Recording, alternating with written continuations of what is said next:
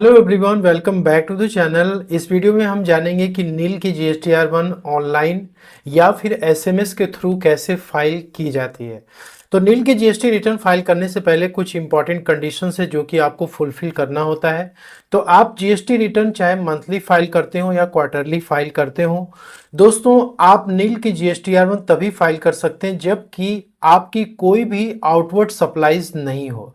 मतलब कि अक्टूबर मंथ की जीएसटी रिटर्न लेट से कि आप नील की फाइल करना चाहते हैं नवंबर में, तो आपकी अक्टूबर में कोई भी सेल्स नहीं होनी चाहिए।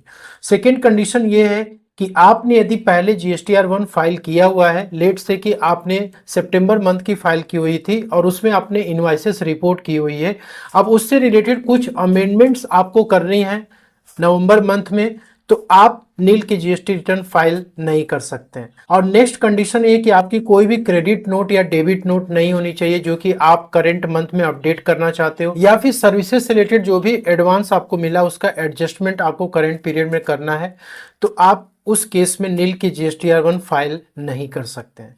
तो ये कंडीशंस यदि आपके ऊपर एप्लीकेबल होते हैं तभी आप नील की GSTR1 को फाइल कर सकते हैं। अब नील के जीएसटी रिटर्न जो होती है मंथली फाइलर्स के लिए उसकी ड्यू डेट अलग होती है, क्वार्टरली फाइलर्स के लिए अलग होती है। यदि आप मंथली रिटर्न्स फाइल करते हैं तो उस केस में 11th of the next month, मतलब कि अक्टूबर मंथ का है तो 11th ऑफ नवंबर तक आपको नील की GSTR1 फाइल कर लेनी चाहिए थी, लेकिन फिर भी यदि डिले हो चुका है तो भी आप फाइल कर सकते हैं लेट फीस के साथ। वैसे दोस्तों क्वार्टरली टैक्स पेयर के लिए कि आप 13th of the following quarter, जैसे कि जुलाई अगस्त सितंबर का क्वार्टर खत्म हो चुका है तो आप अक्टूबर मंथ में नील की GSTR1 को फाइल कर सकते थे, लेकिन फिर भी यदि आपसे छूट गया है तो भी आप नवंबर में भी फाइल कर सकते हैं दोस्तों लेट फीस के साथ। ठीक है, और यहां पे यह है कि आपकी नील की GSTR1 करेंट मंथ में तभी फाइल होगी जब आपकी पहले की जो GSTR3B है और GSTR1 है वो आपकी सक्सेसफुली फाइल्ड होनी चाहिए। यदि आप क्वार्टरली रिटर्न्स फाइल करते हैं तो आपकी अप्रैल मई जून की GSTR1 फाइल होनी चाहिए, तभी आप जुलाई अगस्त सितंबर मंथ की जो आपकी पेंडिंग पड़ी हुई है GSTR1 जिसको कि आप नील फाइल करना चाहते हैं आप उसको कर सकते हैं। यदि पहले का फाइल नहीं है तो आप फिर उसके बाद नील की GSTR1 फाइल नहीं कर सकते हैं। वैसे मंथली फाइलर से जैसे सितंबर मंथ की आपकी फाइल हो चुकी है तभी आप दोस्तों अक्टूबर मंथ की फाइल कर सकते हैं।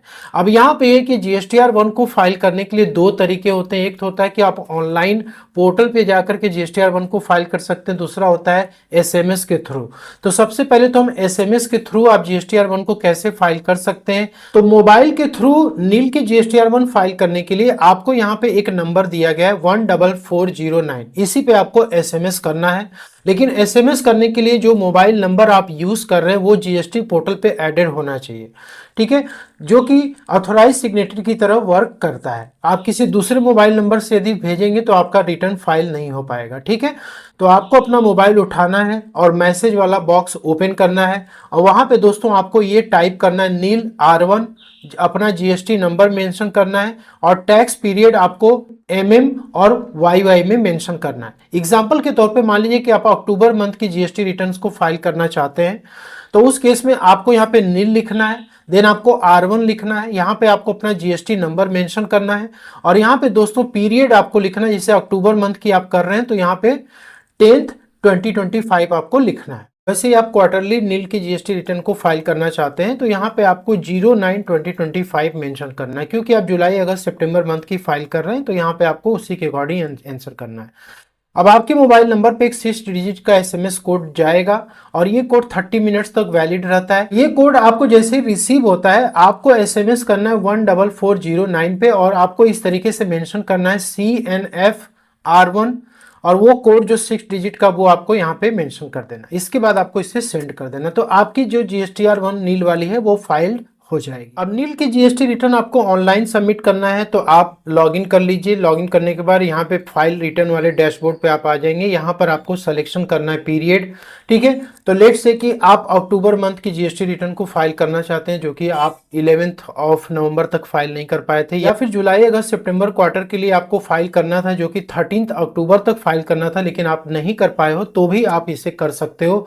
और दोस्तों यहाँ पे है कि लेट फीस का पेमेंट भी आपको करना होता है। यदि आप डिले करते हो तो नील की GSTR1 यदि आप फाइल कर रहे हो तो उसमें 20 रुपीज पर डे का आपको पेनाल्टी पे करनी पड़ती है, लेकिन ये मैक्सिमम 500 रुपीज तक ही रहता है। तो वो लेट फीस आपको पे करना है, तभी आप दोस्तों यहाँ पे इस नील की GSTR1 को फाइल कर सकते हैं।